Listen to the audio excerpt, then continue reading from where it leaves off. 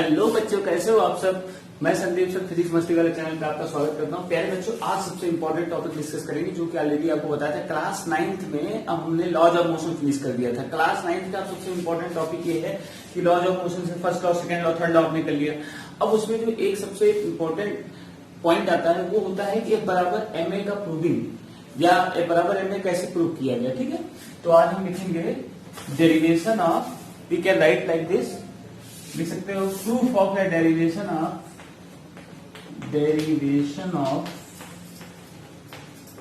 Newton's second law of motion. Second law of motion, ठीक है। तो पहले बच्चों यहाँ पे एक चीज तो ध्यान रखना है आपको, जो सबसे मजेदार बता रहा कि derivation of Newton second law of motion को डायरेक्टली कहते हैं mathematical form of Newton second law of motion. अगर बोल दें कि एनालिटिकल फॉर्म बताइए Newton second law of motion, क्या mathematical form of second law of Newton बताइए, क्या बराबर ma ही होता है। ठीक है पहले बच्चों, इसको समझने के लिए सबसे मजेदार चीज बताते हैं कि मान लीजिए कि एक बॉडी है जिसका मास, जैसे कि आपने पढ़ा था सबसे इंपॉर्टेंट पॉइंट कि भाई अगर कोई बॉडी जो है क्या करे, इनिशियल वेलोसिटी u से जा रही है। मान लीजिए एक बॉडी है जिसका मास m है and it is moving with velocity u। After time small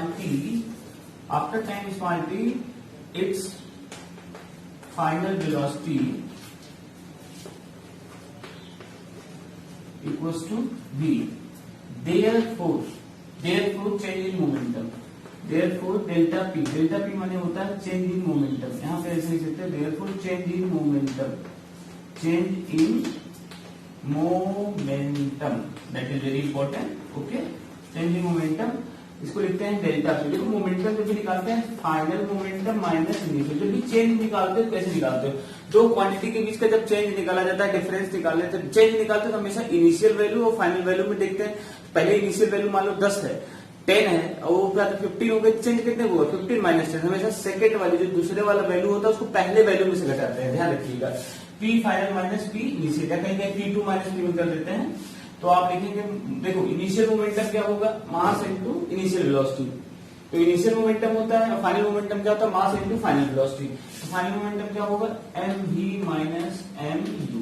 finally हमारे पास m अगर कॉमन ले लें तो v माइनस u आ जाएगा। ठीक है, ये वैल्यू जो हो गई डेल्टा p की हो गई, चेंज इन मोमेंटम की वैल्यू। ठीक है, इसको आप अच्छे से यहाँ तक पहले नोट कर लीजिए, दैट इज वेरी इंपॉर्टेंट। ठीक,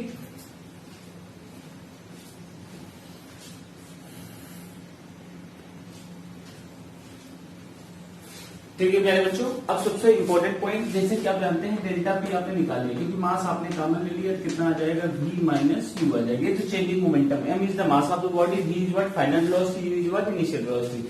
अब इसी प्रकार से निकालेंगे टाइम इंटरवल या चेंज इन टाइम इंटरवल, लिख सकते हो टाइम इंटरवल।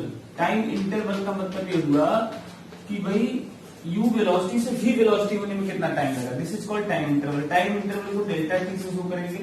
तो इनिशियल वेलोसिटी जो थी उस पर टाइम 0 था और फाइनल में कितना था, t था, तो t माइनस 0, तो ये कितना आ जाएगा t। अब यहां लिखेंगे देयरफॉर, या लिख सकते हो from Newton's second law of motion, Newton second law of motion. प्यारे बच्चों, ये बहुत ही इंपॉर्टेंट टॉपिक है। Newton second law of motion क्या कर रहा था कि F जो होता है that is directly proportional to delta P upon delta T। शायद इसे समझ नहीं आ रहा होगा। न्यूटन का जो सेकेंड लॉ ऑफ मोशन है वो ये कहता है कि rate of change of linear momentum या rate of change of momentum. देखो लीनियर मोमेंटम बच्चा कंफ्यूज, मोमेंटम माने वही मास इनटू वेलोसिटी को लीनियर मोमेंटम कहते हैं। ठीक है, rate of change of linear momentum directly proportional to the applied external force. अब यहां से देखें कि हमारे पास F लिख दिया हमने, डेल्टा पी अपन डेल्टा टी ले लें, m डेल्टा पी कितना है, m ब्रैकेट में v minus you, delta T कितना है t। यहां से देखो आपको अच्छे से पता है कि a बराबर क्या होता है, v minus you by T. First equation of motion से a की वैल्यू निकालो दिया जाएगा। ठीक है मेरे बच्चों, यहां तक आ जाएगा। तो यहां से आप v minus u upon t जगह a रख सकते हो।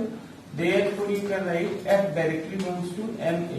प्रोपोर्शनल साइन जब भी हटेगा तो एक कांस्टेंट आता है k c, जो भी लिखना चाहो ma। एक्सपेरिमेंटली k की वैल्यू 1 ली पाई गई। तो जब के बराबर 1 पुट करोगे एफ बराबर कितना आ जाएगा M A. This is very important. पहले बच्चों इसको अच्छे से नोट कर लें। This is called Newton second law of motion, mathematical form of Newton second law of motion. F बराबर M A, F equal to R M into A. इसको आप यहां से अच्छे से नोट कर लें पहले बच्चों पहले।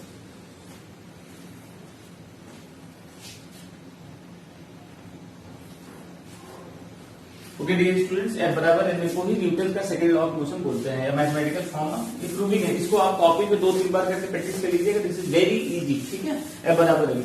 अब इसमें एक सबसे इंपॉर्टेंट पॉइंट देखो जरा, तुम एनालिसिस करो कि सर कहोगे फोर्स बराबर क्या होता है मास इंटू एक्सेलरेशन। यहां से देख के क्या लग रहा है कि सर जो फोर्स होता है मास के डायरेक्टली प्रोपोर्शनल होता है, यही फोर्स जो है एक्सेलरेशन के भी डायरेक्टली प्रोपोर्शनल है। मतलब मास बढ़ाते जाओगे फोर्स बढ़ता जाएगा, एक्सेलरेट करते जाओगे तो भी फोर्स बढ़ता जाएगा, ठीक है।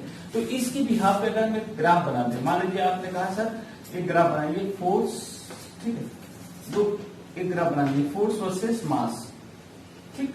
तो हम क्या करेंगे स्ट्रेट लाइन बनेगा, क्योंकि जब डायरेक्टली प्रोपोर्शन होती है कोई क्वांटिटी, मतलब मास की जैसे जैसे बढ़ रही है, मान लो एक मास वैल्यू 1 हुई, फोर्स 1 हो गया, मास 2 हो गया, फोर्स 2 के रेशियो में चला गया, 3 हुआ तो 3 के रेशियो में चला गया, 4 हुआ तो एक इनका जो प्लॉटिंग होती है हमेशा की स्ट्रेट लाइन आएगा। मतलब ये वैल्यू इस टाइप से, ये वैल्यू इस टाइप से बढ़ती जाती है। तो जब भी कोई चीज डायरेक्टली प्रोपोर्शनल होता है तो उसका ग्राफ हमेशा कैसा बनेगा स्ट्रेट लाइन। दूसरा केस ये है कि अगर मान लीजिए यही ग्राफ हम ले लें इसके बीच एक्सेलरेशन वर्सेस फोर्स के बीच, तब भी आप देखेंगे इसी ध्यान से कि ये भी स्ट्रेट लाइन बनेगा, ठीक है। तो हमेशा ये चीज ध्यान रखिएगा कि जब भी ग्राफ आप प्लॉट करते हो किसके बीच के बीच, एफ वर्सेस, अगर मान लो graph between F versus M, तब भी स्ट्रेट लाइन आएगा। और अगर आप ग्राफ प्लॉट करते हो एफ वर्सेस एक्सेलरेशन ए, तब भी स्ट्रेट लाइन आएगा। तो दिस इज वेरी इंपॉर्टेंट, ये चीज आप याद रखिएगा। ग्राफिकल एनालिसिस, ठीक है, फोर्स वर्सेस मास एम, ये ग्राफ है फोर्स वर्सेस मास एम के बीच, और फोर्स वर्सेस एक्सेलरेशन के बीच जो ग्राफ है ये है, ठीक है ना।